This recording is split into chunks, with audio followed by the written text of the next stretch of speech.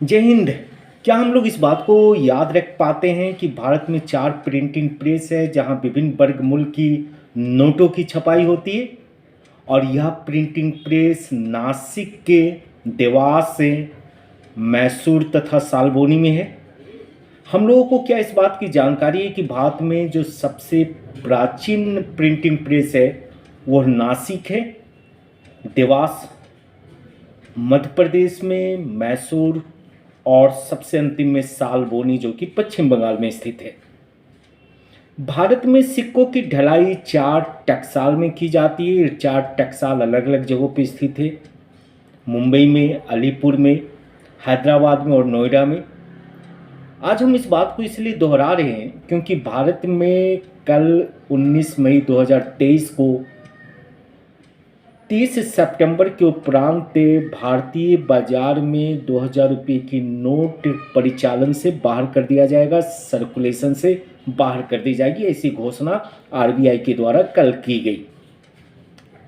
आप पूर्व में जानते होंगे कि भारत में 10,000 रुपये की नोटों का भी परिचालन हुआ करता था, जिसको मोरारजी देसाई सरकार ने 1978 ईस्वी में परिचालन से बाहर किया था, भारतीय बाजार के सर्कुलेशन से बाहर किया था। बाद के दिनों में आप पे 1,000 रुपये की नोट, 500 रुपये की नोट, इस तरीके के मूल वर्ग के नोटों को भारतीय बाजार में सर्कुलेशन में देखा।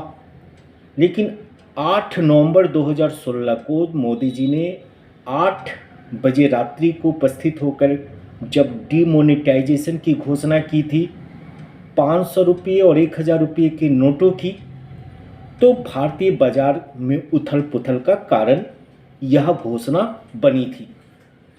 कहते हैं कि 1,000 रुपये के नोट की जगह पे भारतीय बाजार में बाद में 2,000 रुपये नोट परिचालन में आई।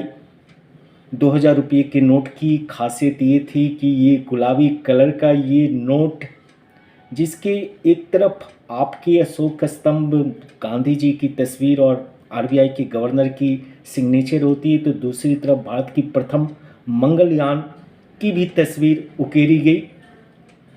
इस बाजार में जब 2,000 रुपये के नोट का परिचालन शुरू हुआ तो कई लोगों में यह हर्ष का विषय था और कई लोग को 2,000 रुपये के नोट से कोई मतलब ही नहीं थी।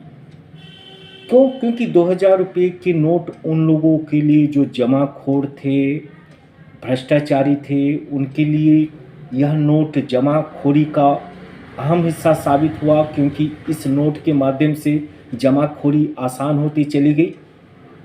और जमाखोरी के लगातार शिकायतों को देखते हुए आरबीआई ने बाजार से क्लीन पॉलिसी को इम्प्लीमेंट में लाते हुए कि बाजार को क्लीन किया जाए, ब्लैक मनी से क्लीन किया जाए, भ्रष्टाचारियों पर अंकुश लगाई जाए, 19 मई 2023 को ये घोषणा कर दी गई कि अब बाजार से 2,000 रुपये के नोट का परिचालन आपको 30 सितंबर के बाद से बंद कर दिया जाएगा।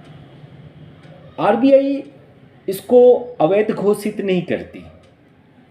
आप इस बात को समझने की कोशिश कीजिए कि 8 नवंबर 2016 को जो घोषणा थी उसकी भाषा में कुछ अंतर था। आप जो 19 मई 2023 को आरबीआई के द्वारा घोषित टिप्पणी से समझ सकते हैं। 2016 में 500 और 1,000 रुपये के नोट को 12 बजे के उपरांत अवैध घोषित कर दिया गया। अभी अवैध घोषित करने की कोई बात नहीं कही गई है, टेंडर में रहेगा, आप देखेंगे। 30 सितंबर के बाद आरबीआई किस प्रकार का निर्णय को लेती है, लेकिन भारतीय बाजार में उन्होंने इसका परिचालन बंद करने की घोषणा कल जरूर कर दिया। इसका अर्थ होता है कि अब आप अपने पास अगर 2,000 रुपये की नोट रखे हैं तो 10-10 की बंडल को बनाइए और आप और जो नज़दीकी बैंक शाखा है उसमें जाकर या तो जमा कर दीजिए। और आपके पास 2, 4, 10 है तब तो कोई बात नहीं, लेकिन अगर आपके पास 5,000, 10,000, 2-2 हज़ार रुपये की नोट है तब तो आप ब्लैक मनी धारक माने जाएंगे और ये आपके लिए खतरे का संकेत है। आप 30 सितंबर तक 2,000 रुपये का नोट का इस्तेमाल भी कर सकते हैं, या आपके पास ₹2000 की नोट ज़्यादा मात्रा में है तो आप बैंकों में जमा कर सकते हैं। इस निर्णय का प्रभाव आने वाले दिनों में आपको देखने को जरूर मिलेगी। कहीं ना कहीं जमाखोरों के लिए संकेत का कारण है। कहते हैं कि 2019 के बाद आरबीआई ने भारतीय बाजार में ₹2000 की नोटों को परिचालन में बंद कर दिया था, छापने बंद कर दिया था। अब उन्होंने बैंक को भी ये दिशा निर्देश दे दी कि आप किसी भी प्रकार से ₹2000 की नोट को निर्गत नहीं करेंगे। तो बाजार में कुछ दिनों तक उथल पुथल रहेगा। उन जमाखोरों के मस्तिष्क में कहीं ना कहीं इस बात से उनके अंदर हलचलें उत्पन्न होगी। वो अपने रकम को घर से बाहर निकालने के लिए मजबूर होंगे और हम उम्मीद करते हैं कि भारतीय बाजार में इस कदम का सकारात्मक प्रभाव पड़ेगा। आप क्या सोचते हैं? क्योंकि मोदी जी के इस कदम का, आरबीआई के इस कदम का कई लोग आलोचना भी करना शुरू कर दिए हैं। जैसे केजरीवाल जी ने कहा था कि मोदी जी, आपने 2016 में ₹2000 के नोट को शुरू करने के साथ ये कहा था कि ये भ्रष्टाचार ख़त्म करने के लिए ₹2000 का नोट ज़रूरी है, और आज आप पुनः कह रहे हैं कि ₹2000 का नोट इसलिए बंदी ज़रूरी है क्योंकि इस देश से भ्रष्टाचार को मिटाया जा सके। आप हर वक्त भ्रष्टाचार की बात करते हैं, लेकिन भ्रष्टाचार मिटाना आपके लिए संभव नहीं हो पाती। तो लोगों की बातें हैं कहने के लिए, लेकिन बाजार को नियंत्रित करने के लिए विभिन्न प्रयास आरबीआई सरकार को करते रहनी पड़ती है और जमाखोरों के खिलाफ कार्रवाइयाँ करनी आवश्यक हो जाती है।